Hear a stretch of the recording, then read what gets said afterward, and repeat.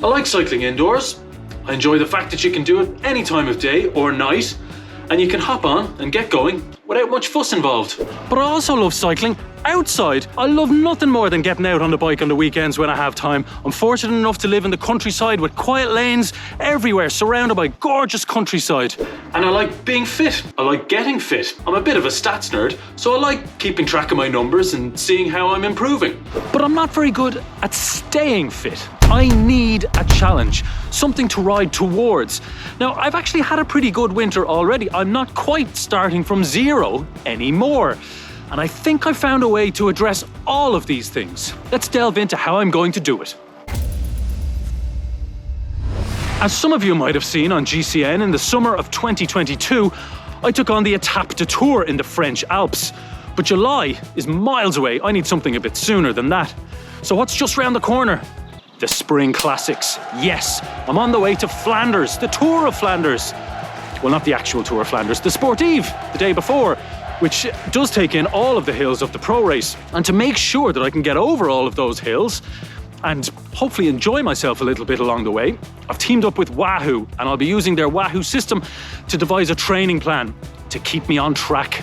So in order to get myself fit and ready for the Tour of Flanders, Wahoo have kindly set me up with a dedicated indoor training bike, the Kicker Shift. Now this thing is magnificent. It looks great, it feels great, and two of the best things about it are how quiet it is, so I don't wake up all the sleeping people downstairs, a constant problem in this house, and how safe it is. I would often worry with my old trainer that one of the kids would come up and touch the spinning flywheel as it's going around. With this, fully encased, so I don't need to worry about that anymore. The only thing I've got left to worry about are my own legs. Now, I'm going to use Wahoo's system to do my workouts, but I've never used this before, and I'm told, first things first, I need to do a test, so Wahoo knows how fit or unfit I really am. So before I commit to a training plan, I need to set a benchmark first. And actually, before I started working for GCN, which is over 4 years ago now, I knew what FTP was. I didn't really understand it. I'd hear, race reports with numbers, watts, and it would all kind of go over my head because I didn't really have a frame of reference. I didn't know what 200 watts felt like, what 1,000 watts felt like. I did learn that about myself when I started training on Zwift. I learned what my FTP was and how to improve it, and I did improve a little bit. But that only tells you a bit of the story. As one of the guys from Wahoo said to me, it's like using your shoe size to get you fitted for a three-piece suit. So I'm about to get fitted for my three-piece suit by doing a frontal 4DP test. That raised a couple of eyebrows at the breakfast table this morning. What are you doing there, Cillian? Oh, I'm just setting up the cameras to record my frontal today in work. All right, are you? So I'm doing my 4DP test. 4DP stands for 4-dimensional power. And those 4 dimensions are sprint, attack, push, and endure. I think I'm probably okay at sprint. I have been known to hit 4 figures, 1,000 watts in a sprint. And I'm not too bad with endurance. It's the middle 2, attacking and pushing, that I would imagine I'm pretty poor at. And not only those, but recovering from them. Not good. So I'll see.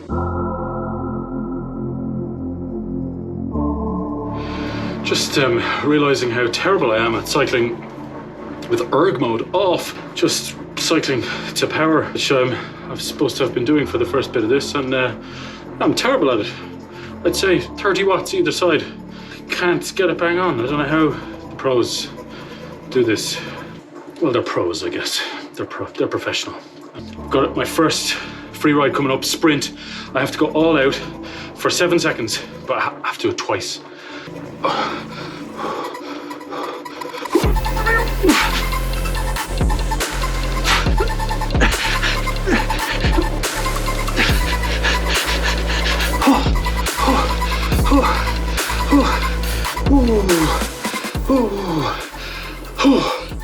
Jesus. Second sprint in 10 seconds. I think I can increase my gear a bit here. I think I under-geared the last time. Okay. Go!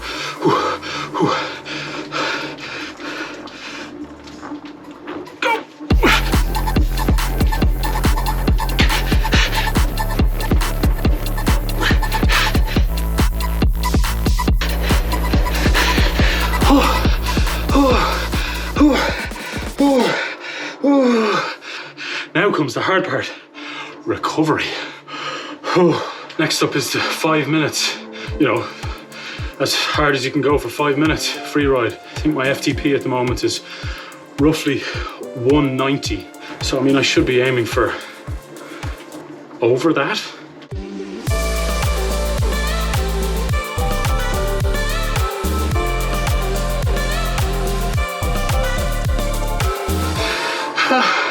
Finished the 5 minutes and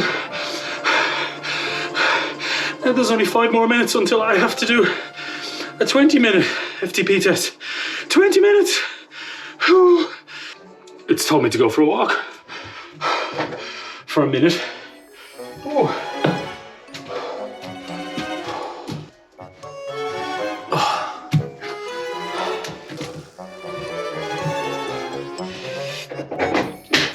Back on the bike.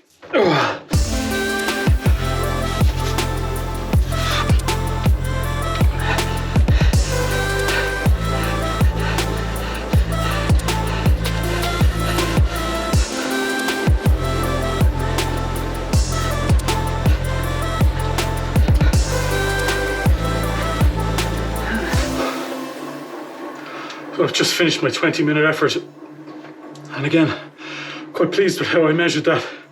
I mean, it was awful. I was really struggling towards the end, but I did manage to keep the graph relatively flat.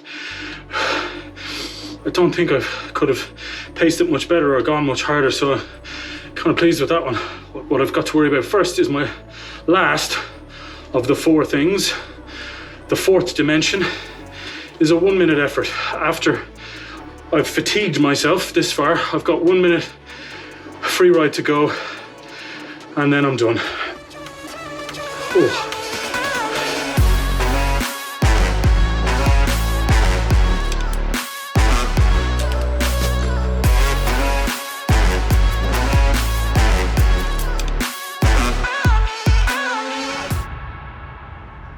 So, now I know my 4 dimensions, and I've been diagnosed as a sprinter. I think for cycling in the Alps, it's definitely a bad thing. But for cycling in Flanders, maybe it's not so bad. The Tour of Flanders, sprinters win that race all the time. Alexander Kristoff, Peter Sagan, Mathieu van der Poel. Is he a sprinter? Not really sure, don't really know what he is. Anyway, what I do know is I need a training plan. Working for GCN certainly has its advantages. I've met some incredible people throughout the world of cycling, and now I'm lucky enough to be on first-name terms with somebody who has ridden the Tour of Flanders several times, knows what it's like to be at the front of that race, loves Belgium, and hopefully will be able to give me some solid advice on how to tackle the bergs of Flanders. Unfortunately, Cillian Kelly wasn't available this time, so I've had to settle for this guy. So you're taking on the Tour of Flanders? Well, yeah. Distance? 179 kilometres. Oh. Yeah.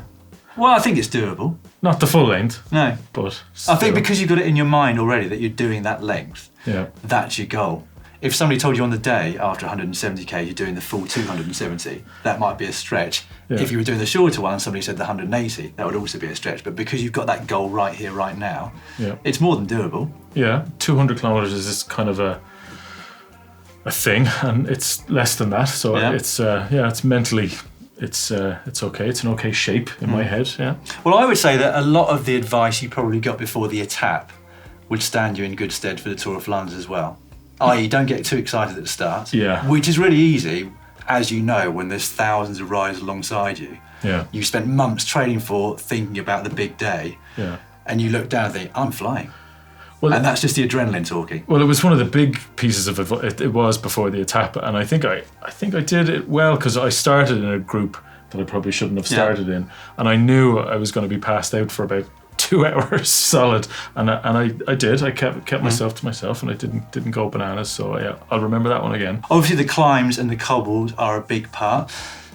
It's going to be busy, I would imagine. There's thousands of people taking part. So I'm not sure if this is possible, but if it is, one of my bits of advice to you would be to allow a little bit of a gap to the next rider in front of you at the start of each of the climbs, particularly the steeper ones, like the Paterberg, etc. Yeah. Because then you're less likely to be stopped by other people and be forced to unclip, at which point it's very, very hard to get going again. When you're not climbing, you're not on the cobbles, use that time to recover, eat and drink, go easier than you think you should do, at least for the first 2/3 of it, at which point you'll know how much strength you've got left, how much energy you've got left in the tank to tackle the last third of the race. Or sportive, as we should call it. Climbing style? Well, I would say sit in the saddle as much as possible. I mean, I know that we'll see the Mathieu van der Poel incredible attacks out of the saddle. But in general, you'll have more grip at the rear wheel, especially if you're not used to riding off-road like Van der Poel is, where you get that weight distribution where you can keep the grip at the rear wheel. In general, when you're a bit newer to cycling or less experienced, having the weight on the saddle and therefore on the rear wheel, it's going to stop you slipping. Less of a consideration if it's dry than if it's wet, perhaps, but that would be my advice. Why do we love it? I think it's because icons of the sport have been at the head of the race that we've watched for decades at this point, and that newer cycling fans are just getting into, but they learn it very quickly. You know, so now we've got the Wout van Aerts, the Pogacars and the Van der Poels of this world, and people that got into cycling 3-4 years ago, they'll look at that, they'll immediately recognise the names of the Quaremont and the Koppenberg and the Paterberg, and they can go out to Belgium and ride it at any time of the year. But it is just better if you're doing it amongst a group of people. It's easy to give up, I think, if you're out on your own, no one's watching. So you've got two motivations. Firstly, or three actually. Firstly, the roads that you love to watch, you'll get to ride on. Secondly, you'll have thousands of like-minded riders alongside you. And thirdly, we're videoing the whole thing. And so you can't really fail. And that's it. It's the fact that you can imagine all of the history and the riders as you're going up these climbs, and the beer. Well, exactly. That is the payoff at the end. One final bit of advice. Don't crash.